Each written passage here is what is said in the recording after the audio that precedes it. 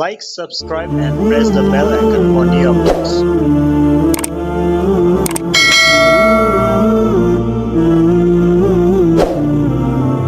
کہ اللہ نے انسان اور خاص طور پر اس امت کے انسانوں کی اصلاح کے لیے اللہ نے دو بندوبست اور دو انتظام فرمائے ہیں۔ نمبر ایک، اللہ نے آسمانوں سے بندوبست فرمایا اور قرآن اتارا، اور زمین سے بندوبست فرمایا اور جوان دنیا کے اندر نمودار فرمایا۔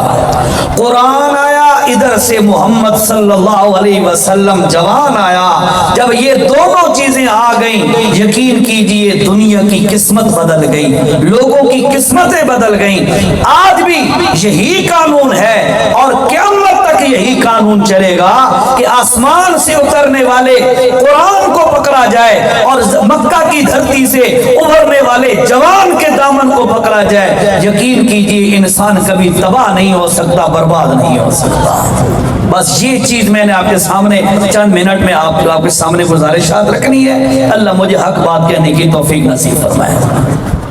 بھائیو، قرآن مجید میں اللہ نے واضح طور پہ فرمایا، سورۃ ابراہیم ہے، 13واں پارہ ہے، اس میں اللہ نے پہلے قرآن کی بات کی ہے، میں آپ کے سامنے رکھتا ہوں، پھر انشاءاللہ آپ کو نبی کریم کی بات بتاتا ہوں۔ یہ دونوں چیزیں، آسمان سے اترنے والا، عرشوں سے اترنے والا قرآن اور مکہ کی دھرتی پر ابھرنے والا جوان، یہ دونوں چیزیں جب کسی کے پاس آ جاتی ہیں تو یقیناً وہ بندہ کائنات کا افضل ترین انسان بن جاتا ہے۔ آج ہمارا معاشرہ دیکھیں، آج ہم تباہ ہو چکے ہیں، آج ہم ذلیل ہو رہے ہیں، آج ہم کیوں برباد ہو چکے ہیں؟ اس کی یہی وجہ ہے، آسمان سے اترنے والے قرآن کی قدر بھی نہیں کی اور مکہ کی دھرتی سے ابھرنے والے جوان کی قدر بھی کوئی نہیں کی۔ قرآن کے مقابلے میں کتابیں لے آئے، محمد جوان کے مقابلے میں اور لوگوں کو پیش کر دیا۔ یقیناً جب قرآن کے مقابلہ کیا تو ہم تباہی کے دہانے پہ پہنچ گئے، محمد کے مقابلے میں کسی اور کو لے آئے تو ہم برباد ہو چکے ہیں۔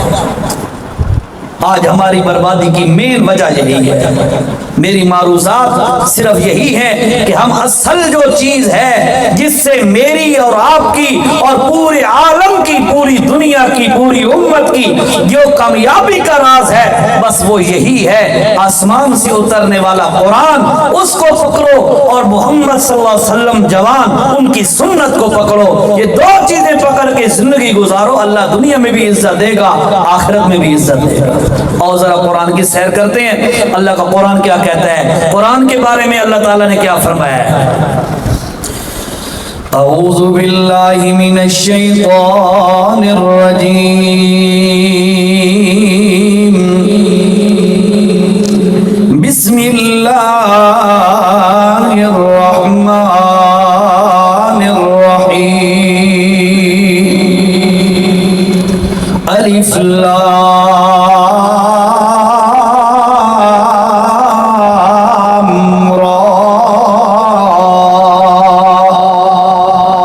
کتاب انزلناہ الیک۔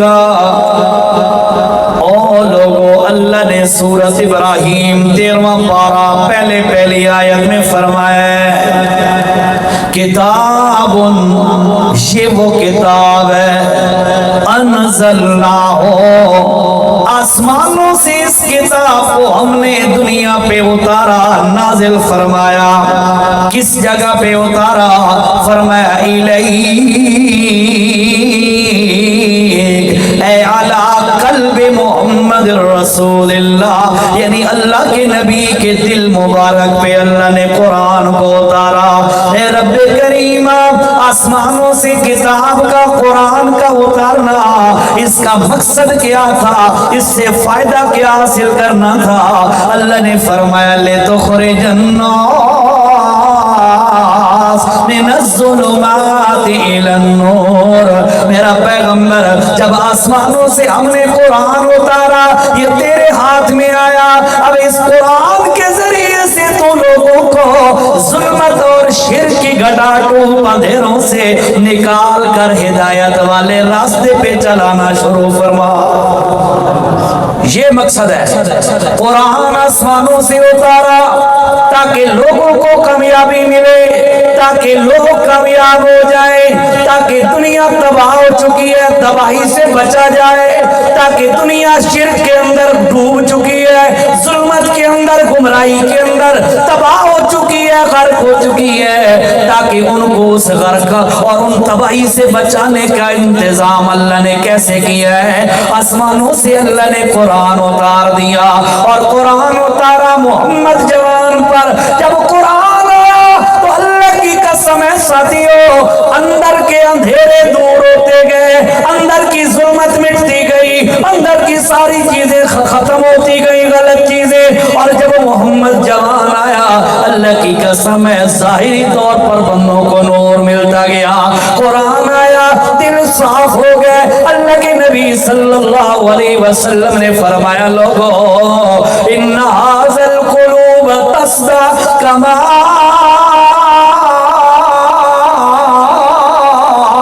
یصدع الحدید۔ اور لوگوں سنو، جس طرح لوہے کو زنگار لگ جاتا ہے، اسی طرح دلوں کو بھی زنگار لگ جاتا ہے۔ اور سنو، صحابہ نے پوچھا ما جلاؤہا یا رسول اللہ، یہ زنگ کیسے ختم ہوگا؟ اللہ کے نبی نے فرمایا دلوں کا زنگار، دلوں کا میل، دلوں کی ظلمت، دلوں کا اندھیرا، دلوں کی گمراہی، دلوں کی ظلمت اور ضلالت مٹانے کے لیے اللہ نے آسمانوں سے قرآن اتارا ہے۔ جب قرآن آیا محمد نے پڑھ کے سنایا، قرآن آیا تو دل صاف ہوتے گئے، محمد کی سنت آتی گئی تو ظاہر صاف ہوتا گیا۔ اور نظر کرو مکہ کی دھرتی پر رہنے والے لوگ، ارد گرد سے آنے والے لوگ جب اللہ کے نبی کے پاس آئے، اللہ کے نبی نے ان کو قرآن سنایا، پھر اپنی سنت بتائی، تو ان لوگوں نے کیا کیا؟ قرآن کو سمجھا، قرآن کے مطابق اپنا عقیدہ اور ایمان بنایا۔ نتیجہ یہ نکلا اندر کی مرضیں ختم ہوتی گئیں، اور جب پیغمبر جوان کے نقش قدم پہ چلتے گئے، ظاہری جتنی ساری خرافات تھیں وہ بھی ختم ہوتی گئی۔ اور یاد رکھو بھائیو، آج بھی ہمارے پاس یہی ہتھیار ہے کہ میں ہوں یا آپ ہے، کوئی ملا ہے، کوئی مولوی ہے، کوئی عامی بن رہا ہے، کوئی دکاندار ہے، کوئی کسان ہے، کوئی دنیا کا جس کام فیلڈ والا بھی بن رہا ہے، اگر وہ قرآن کو تھام لے، پیغمبر کی سنت کو تھام لے، اللہ کی قسم ہے لوگو یاد رکھو اندر بھی صفائیاں ہوتی جائیں گی اور ظاہر بھی انسانوں کا پاک ہوتا جائے گا۔ کیوں؟ اس لیے کہ اللہ کے پاک پیغمبر صلی اللہ علیہ وسلم نے فرمایا اللہ